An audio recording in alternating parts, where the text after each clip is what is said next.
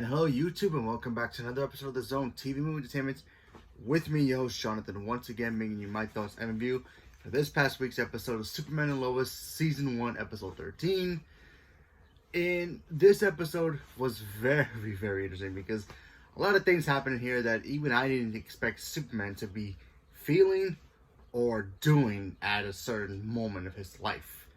Now, we all know that, his brother Morgan Edge, or I forgot his Kryptonian name, he was captured. He was finally captured, and, Superman's trying to figure out, what was his beef? Why he wants to bring back Krypton, why he wanted him to join him, to be in the dark side and all that. And, we got to see flashbacks of Morgan Edge doing his training, trying to, I guess, learn the ways of the Kryptonian race, and, we got to see all that. We got to see a moment where he even tried, he wanted to become a hero, but his father kept saying, no, it's not the way, that's not the way. We got to do it our way, my way. You gotta preserve the Kryptonian race in Earth and help your people. But, yeah, so basically,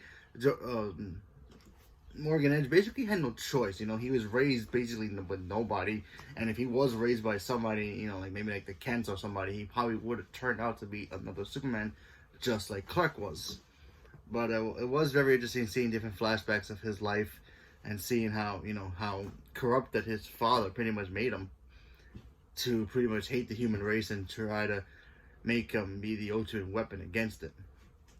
While that goes on, you have Superman having discussion with his father-in-law, General Lane, about, hey, you know what, we need to keep some of this kryptonite. Now, the General Lane, he was like, okay, I'm sorry, I made a mistake. We can't deny you again. We need to get rid of all the kryptonite that we have stored in our facility. And at one point, you're thinking, okay, that's a good idea. You don't want to, you don't want to hurt Superman if he's going to be on your side. However, Superman, on his side of it, he's like, well, what if something does happen and I go into the dark side again? Nobody's going to be able to protect you guys. It's a kind of a two-sided coin. On one hand, you don't want to hurt Superman when he's your trusted ally with the military. But then again, if the military has no choice, and he does go rogue against the whole planet, they need weapons of kryptonite to stop him. Sure, Supergirl's out there too, but what if she turns evil too, and there's no kryptonite? Obviously, they're not mentioning Supergirl here, but still, it's one of, like I said, it's like one of those situations where, yeah, the military is in a back in the corner because if they use kryptonite against Superman, he dies, and then the world will probably riot and all that stuff against, why'd you kill Superman? But then again, if he does turn on the people of Earth, they're also in a pickle because without their technology using kryptonite weapons, bullets, knives, whatever, gas at that point, they're basically vulnerable from attack, like an invasion from different planets and stuff. So yeah, so General Lane was pretty much left in the corner. We had no idea what to do, and of course Lois Lane finds out. She gets mad as always because she's the ultimate kryptonite to Superman. So there's that. And then of course we got to see Jonathan and Joseph play hooky. Jonathan ends up hooking up with his girl from school, and Joseph hooks up with Lana's daughter, while Lana and her husband are still dealing with the fact that the town is pretty much turned against them. Her husband lost his job.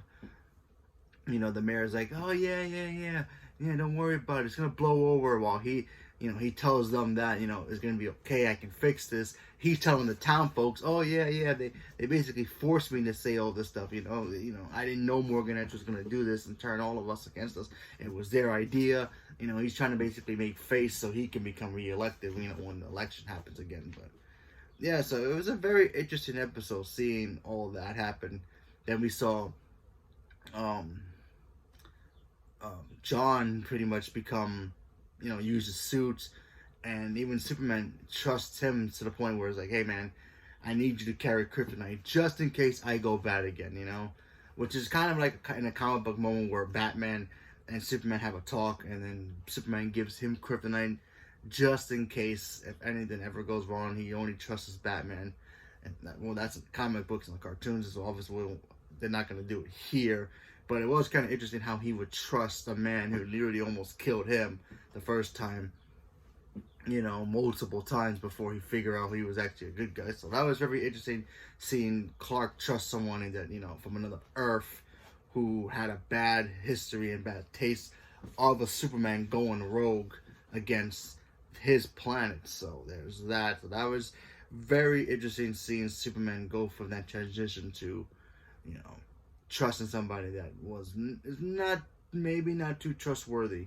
You know, yeah, right now he's a good guy for now, but you never know. Maybe he's just still hiding something and he wants to still do bad things, but we just don't know yet.